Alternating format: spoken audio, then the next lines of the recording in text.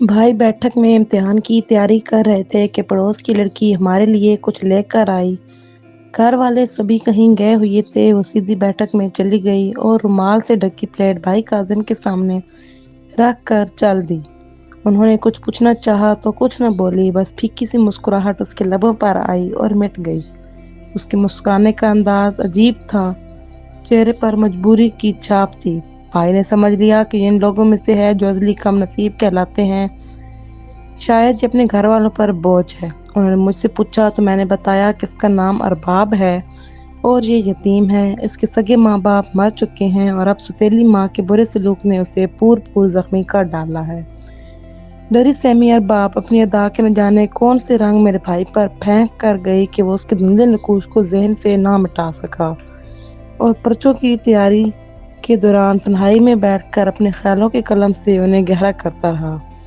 यहाँ तक कि ये नकूश तेज रंगों वाली तस्वीर की मानद उसके दिल के कैनवस से चिपक कर रह गए। बाप जब तक जिंदा था उस लड़की की कुछ न कुछ अहमियत थी। 4 बरस कबल वो भी अल्लाह को प्यारा हो गया। इस वजह से घर में उससे और भी ज्यादा गैर अहम करार दे दिया गया। सैली माँ के 4 छोटे बच्चे थे जिनकी देखभाल के लिए उसने अरबाब को एक नौकरानी की सी हैसियत दे रखी थी, वरना कब का मरहूम शोहर के किसी रिश्तेदार के दर पर फेंक आती।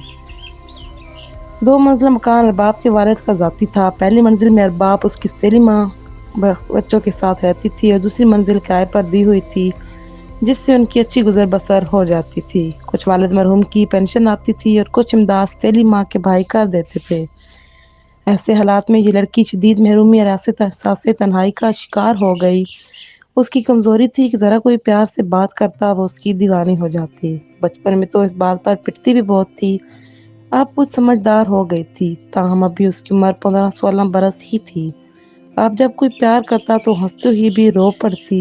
ऐसी जोदरंज लड़की हमने पहले कभी न देखी थी। गमों ने उसको बिल्कुल नरम दिल बना दिया था और साथ ही बुज़दिल भी।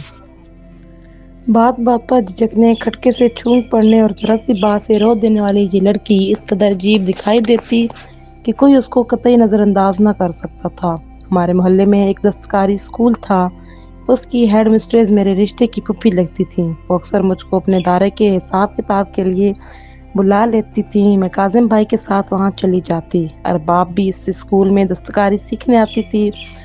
मैं पप्पो के ऑफिस से उसे देख लेती तो बाहर निकलकर बात करती और उससे कहती कि तुमने स्कूल छोड़ दिया और दस्तकारी सीख रही हो। स्कूल की पढ़ाई भी साथ जारी रखो। आपा अम्मी ने स्कूल से हटा लिया है और खुद से पढ़ाई नहीं कर सकती। कोई पढ़ाने वाला भी हो तो तब। अम्मी तो सारा दिन काम पर लगाए रखती हैं, दिन को पढ़ नहीं सकती। मैंने फुप्पी को बताया और बाप को तो औरतवार से अच्छा जानती थी। उन्होंने कहा कि मैं 2 घंटे क्लास में बिठाकर पढ़ाई के लिए फ्री कर सकती हूँ, बशर्त ये कि तुम 2-3 घंटे यहाँ आकर इसे पढ़ा दो, बड़ी नेकी होगी। अगर तुम इसे प्राइवेट मैट्रिक की तैयारी करवा दोगी। घर से वक्त निकालना मुश्किल था, फिर भी मैंने हामी भर ली और दस्तकारी स्कूल जाकर अरबाब को 2 घंटे पढ़ाने लगी, ये सोचकर कि शायद पढ़ाई कभी उसको ज़िंदगी में काम आए। उसकी माँ तो उसको इसलिए सिखा रही थी कि इनके बच्चों को कपड़े सीने के लिए एक मुफ्त की दर्जन मिल जाएगी। इस तरह हम एक दूसरे के बहुत नज़दीक आ गए। मेरी मोहब्बत और एतबार पाकर इसमें काफ़ी तब्दीलियाँ आ रही थीं। अब वो ज़रा हिम्मत से बात कर सकती थी, झिझक भी कम हो गई थी, जो पहले इसको किसी से मुखातिब करने से रोकती थी। मैंने 2 माह तक उसे पढ़ाया, फिर दस्तकारी स्कूल जाना मेरे लिए मुहाल होने लगा। इधर अम्मी घर का काम अकेले ना कर सकती थीं और आपा तो अपने घर बाहर की थीं। मैंने दस्तकारी सीखी हुई थी, अरबाब की सौतेली माँ ये बात जानती थी। तभी मैंने आंटी से कहा कि आप इसको शाम को थोड़ी देर मेरे पास भेज दिया करें, मैं इसको इतनी दस्तकारी और सिखा दूंगी, यूँ डिप्लोमा में कोई अच्छा दर्जा हासिल कर लेगी। उन्होंने कुछ सोचा और फिर कहा, ठीक है, तुम इसको कटिंग अच्छी तरह सिखा दो ताकि इसका हाथ साथ हो जाए। मैंने शुक्र किया कि उन्होंने मना नहीं किया था। हमारे घर साथ साथ थे और हमारी बैठक उनके घर से मिली हुई थी। उसका एक दरवाज़ा गली में खुलता था जैसे हमारी बैठक का दरवाज़ा गली में खुलता था। इसके साथ उनकी भी बैठक ही थी जिसको उन्होंने कमरे में तब्दील किया हुआ था और ये कमरा उसकी माँ ने अरबाब को ही दिया हुआ था क्योंकि ये घर के सब कमरों से छोटा था। पहले तो अरबाब घर आकर मुझसे पढ़ती, बाद में जब काम से फारिग न होती तब काजिम भाई से कहती कि आप इसको पढ़ा दो। भाई इसको बैठक में पढ़ाते थे क्योंकि उन्हें भी पढ़ने लिखने के लिए बैठक ही मिली हुई थी। اب یہ ہمارا معمول بن گیا کہ جب والد صاحب بھائی گاؤں چلے جاتے ارباب بھائی سے ہی پڑھتی۔ مجھے نہیں خبر کب دونوں ایک دوسرے کے نزدیک آ گئے، اور پھر یہ معمول ہی بن گیا کہ اب آدھی رات کو اپنے کمرے کا گلی والا دروازہ کھول کر وہ ہماری بیٹھک میں آ جاتی۔ اس نے دستکاری اسکول بھی خیر بات کہہ دیا، اس کا کورس مکمل ہو گیا تھا۔ جس رات ارباب کو آنا ہوتا وہ شام کو ہی کھڑکی سے اشارہ کر دیتی تھی۔ بھائی کے امتحان ہو چکے تھے، رزلٹ آیا تو ان کو ملازمت مل گئی۔ شام کو دفتر سے لوٹے تو ارباب کو کھڑکی میں دیکھا، اس نے بھائی کو اشارہ کیا۔ اس کے پیچھے اس کی چچا زاد کھڑکی میں کھڑی تھی جس نے دونوں کو ایک دوسرے کو اشارہ کرتے دیکھ لیا تھا۔ دوسرے روز وہ عورت ہمارے گھر آئی اور میری والدہ کو تمام ماجرا کہہ دیا۔ بھائی دفتر سے آئے تو امی ان پر برس پڑی۔ کاظم تم آخر کیا چاہتے ہو؟ جانتے ہو کہ ارباب ایک یتیم لڑکی ہے اور بہت دکھی ہے، پہلے ہی اس کے گھر میں اس کے لیے کوئی جگہ نہیں ہے۔ خدا کے لیے اس خطرناک کھیل سے باز آ جاؤ۔ اگر اس کی چچا زاد بہن نے اس کی استیلی ماں سے شکایت کر دی تو وہ ظالم عورت اس بیچاری لڑکی کو کھڑے کھڑے گھر سے نکال دے گی۔ پھر بتاؤ اس کا ٹھکانہ کہاں ہوگا؟ تم اس سے شادی نہیں کر سکتے، تمہاری منگنی ہو چکی ہے، تمہارے ابا تمہارے ٹکڑے کر دیں گے، مگر یہ منگنی اب نہیں ٹوٹ سکتی۔ اب بتاؤ تم کیا چاہتی ہو؟ ماں کا لمبا چوڑا لیکچر سن کر بھائی جھنجلا گئے۔ حالانکہ وہ سچ کہہ رہی تھیں لیکن بھائی کا دل خود بخود ارباب کی طرف کھنچتا تھا۔ امی کے سامنے تو انہوں نے اپنے قصور سے آگاہ کر دیا اور کہہ دیا کہ اس عورت سے پوچھو کہ اس نے ہم کو آپس میں باتیں کرتے دیکھا ہے، پھر کیوں وہ ہم پر بہتان تراش رہی ہے۔ بھائی کو امی نے دھمکایا کہ باز آ جاؤ ورنہ میں تمہارے والد سے کہہ دوں گی، مگر کاظم بھیا بھی اپنی بات پر ڈٹے رہے۔ ارباب کی چچا زاد بہن جو شادی شدہ تھی وہ چچی کے پاس 2-3 روز کے لیے رہنے آئی تھی۔ اس نے امی کو تو خبردار کیا مگر اپنی چچی کو نہ بتایا۔ جانتی تھی کہ استیلی ماں ارباب کا کیا حشر کرے گی۔ وہ اپنے گھر چلی گئی۔ اس نے تنبیہ سے کوئی اثر نہ لیا، وہ بستور کھڑکی کے سامنے کتاب کھول کر بیٹھا رہتا اور اس کی اوٹ سے دیکھتا رہتا۔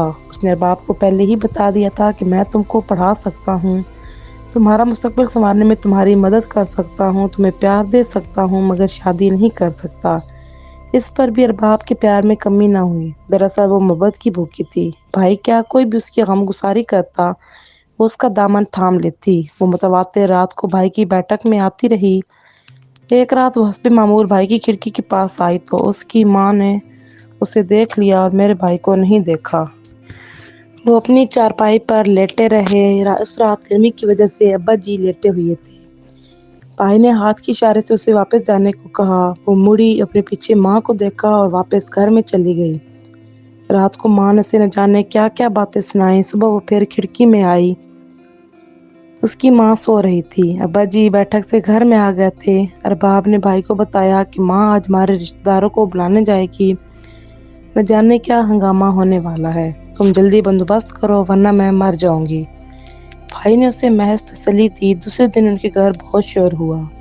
میرے والد علی صبح گاؤں روانہ ہو گئے تھے، اس لیے بات میرے والد کے آنے تک روک دی گئی۔ بھائی بھی ڈیوٹی پر چلے گئے۔ جب واپس آئے تو گھر میں اینٹیں آئی ہوئی تھیں۔ میری بہن نے بتایا تمہارے کرتوتوں کی وجہ سے کھڑکی چنی جا رہی ہے۔ ابا جان آئے تو پڑوسن نے ہمارے گھر آ کر ہنگامہ کیا۔ ابا نے بھائی کو گھر سے نکال دیا۔ وہ ایک دوست کے گھر چلا گیا جو کرائے کے گھر میں اکیلا رہتا تھا۔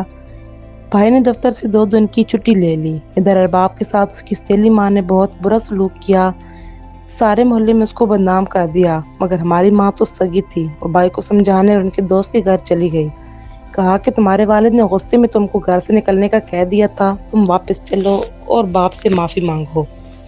ماموں بھی امی کے ساتھ تھے، انہوں نے بھی سمجھایا کہ ماں باپ کا دل نہیں دکھانا چاہیے، لیکن مجھے تو ارباب کا زیادہ دکھ تھا اور یہ بات کاظم بھائی بھی جانتے تھے۔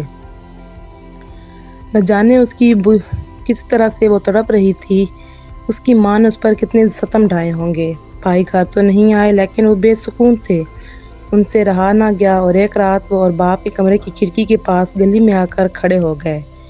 وہ بھی جاگ رہی تھی اور رو رہی تھی۔ بھائی نے کھڑکی پر انگلی سے ہلکا سا مخصوص کھٹکا کیا تو ارباب نے چھٹ کھڑکی کھول دی۔ اس نے سرگوشی میں بتایا کہ اس کی ماں نے اس کے ساتھ بہت برا سلوک کیا ہے، حتیٰ کہ استیلے ماموں نے بھی اسے مارا پیٹا ہے۔ یہ کہہ کر وہ زاروں کے طار رونے لگی۔ اس وقت کاظم کو خیال آیا کہ جب یہ لڑکی میری خاطر اتنی بدنام ہو گئی ہے پھر کیوں نہ میں ہی اسے شادی کر لوں، باپ نے تو مجھے گھر سے نکال ہی دیا ہے۔ یوں اس نے کھڑے کھڑے بغیر سوچے سمجھے یہ عجیب و غریب فیصلہ کر لیا کہ میں اسی وقت ارباب کو لے کر کہیں دور نکل جاؤں۔ اس نے ارباب سے کہا کہ ایک جوڑا اٹھا لو اور برقع اوڑھ لو، ورنہ ایسے ہی چادر لپیٹ کر باہر نکل آؤ، میں آج صبح پھٹنے سے پہلے ہی تم سے نکاح کر لوں گا۔ ارباب بھی زندگی سے تنگ تھی، گھر والوں کے سلوک نے اس کی روح کو گھائل کر دیا تھا۔ وہ گھر سے نکل کھڑی ہوئی، اس نے کچھ سوچا نہ سمجھا نہ میرے بھائی نے، جبکہ اس وقت اس کی جیب میں 1000 روپے تھے۔ یہ دونوں سیدھا ریلوے اسٹیشن چلے گئے۔ رات کی گاڑی لاہور جا رہی تھی، انہوں نے ٹکٹ لیا اور اس میں سوار ہو گئے۔ جب گاڑی شہر کی حدود سے کچھ دور نکل آئی تب عقل نے جھنجھوڑا اور بھائی نے سوچا کہ یہ میں نے کیا کیا، میری منزل کیا ہے اور میں کہاں جاؤں گا۔ وہ سوچوں میں گم تھے۔ ارباب کا سوتیلا ماموں پولیس آفیسر تھا، یہ لوگ یقیناً میرا پیچھا کریں گے اور مجھے کہیں کا نہ چھوڑیں گے۔ اب بھیانک انجام سامنے تھا، کہیں جائے پناہ نہ تھی۔ ارباب بیچاری بھائی کے ساتھ دبکی بیٹھی تھی، اس کے چہرے پر سکون تھا، وہ دنیا معافی اور اپنے انجام سے بے خبر سو رہی تھی۔ وہ بھیا کے ساتھ سے شاید یہ سمجھ رہی تھی کہ اس کی دکھ تمام ہوئی ہے اور اب اس کا کوئی کچھ نہ بگاڑ سکے گا۔ وہ عورت تھی جس کو بزدل کہتے ہیں مگر ہمت والی نکلی۔ جب کاظم نے اسے پکارا تو اس نے اس کا ساتھ دیا اور اس کے آواز پر اپنی مشکلات اور ناگواریوں کے باوجود لبیک کہا، اور بھائی جو ایک مرد تھا، آنے والی مشکلات کے خیال سے اس کی مردانگی نے ہتھیار ڈال دیے۔ اور جو ہی اگلے اسٹیشن پر گاڑی رکی اور اس نے ارباب کو محو خواب پایا تو مستقبل کے اندیشوں سے ڈر کر اس کو تنہا راستے میں چھوڑ گیا اور خود گاڑی سے اتر گیا۔ گاڑی روانہ ہو گئی اور اس میں وہ بے خبر مسافر بھی گیا جس کی منزل کاظم بھائی تھے، جن کے بغیر یہ لڑکی بالکل تنہا اور بے سہارا تھی، جس کے پاس پوٹی کوڑی بھی نہ تھی، بالکل خالی ہاتھ اور تہی دامن تھی۔ اب آگے کی سنیے۔ بھائی نے مجھے بتایا کہ وہاں سے وہ سیدھا لاری اڈے آئے اور صبح ہونے سے پہلے ہی واپس اپنے دوست کے گھر پہنچ گیا جہاں وہ رہ رہے تھے۔ صبح ہی صبح ہمارے والد ماموں اور باپ کے ماموں وہاں اور غصے میں دروازہ پیٹ ڈالا۔ بھائی کے دوست نے اٹھ کر دروازہ کھولا۔ بھائی اس وقت اداکاری سے آنکھ مل رہے تھے، وہ ان کو دوست کے مکان پر ہکا بکا رہ گئے کہ یہ تو یہاں ہے، پھر ارباب کہاں گئی ہے۔ سبھی ایک دوسرے کو حیرت سے دیکھ رہے تھے اور بھائی انجان بنے کھڑے تھے۔ وہ لوگ مکان کی تلاشی لے کر لوٹ گئے۔ محلے میں باتیں ہونے لگی تھی کہ سوتیلی ماں سچ کہتی تھی، ارباب تھی ہی خراب لڑکی، وہ کسی کے ساتھ بھاگ گئی ہے، نہ جانے کس کس کے ساتھ اس کا تعلق تھا۔ میری ماں نے والد کو سمجھایا کہ ناک تم نے اپنے بیٹے کو گھر سے نکالا، وہ کسی کے در پر پڑا ہوا ہے، وہ تو اسے لے کر نہیں بھاگا، وہ کسی اور کے ساتھ گئی ہے، اب جاؤ اور اپنے بیٹے کو گھر لے آؤ۔ یوں بھائی سرخرو ہو کر گھر لوٹ آئے مگر ان کا ضمیر کچوکے لگا رہا۔ انسان جب بغیر سوچے سمجھے کوئی ایسا قدم اٹھاتا ہے جو معاشرے کی نظروں میں ناپسندیدہ ہوتا ہے تو پہلے اس کو احساس نہیں ہوتا کہ اس کا انجام اسے بھگتنا پڑے گا۔ بعد میں جب بری گھڑی آتی ہے تو کچھ لوگ اپنی ذات کی پرواہ کیے بغیر حالات کا مقابلہ کرتے ہیں، ساتھ ہی ساتھ ہو تو اس کو تنہا نہیں چھوڑتے، اس کو ذلت اور رسوائی کے حوالے کرنے کے بجائے وعدہ نبھاتے ہیں۔ لیکن کچھ ایسے کام ہمت اور بزدل ہوتے ہیں کہ اپنا دامن بچا لیتے ہیں اور دوسروں کو ذلت کے گڑھے میں دھکیل کر ستھرے اور پاک صاف بن کر معاشرے کی نظروں میں بے قصور اور معزز رہنے کی خاطر اپنے ہی ضمیر کا خون کر ڈالتے ہیں۔ بھائی بھی بزدل تھے، برے وقت کے ساتھی تھی نہ تھے، تبھی تو ایک معصوم لڑکی جو اپنے گھر کے حالات اور سوتیلی ماں کے ظلم سے تنگ ہو کر ان کے ساتھ ان کے کہنے پر گھر سے نکلی تھی، پھر کبھی اس کو باپ کی چھت تلے لوٹ آنا نصیب نہ ہو سکا۔ آج نہ جانے وہ کہاں اور کس حال میں ہوگی۔ جب یہ بات سوچتی ہوں تو دل میں درد سا ہونے لگتا ہے۔ میرا بھائی بے شک اس معصوم لڑکی کو بھول گیا ہو مگر میں ارباب کو آج تک نہیں بھول سکی، کیسے بھلاؤں اسے۔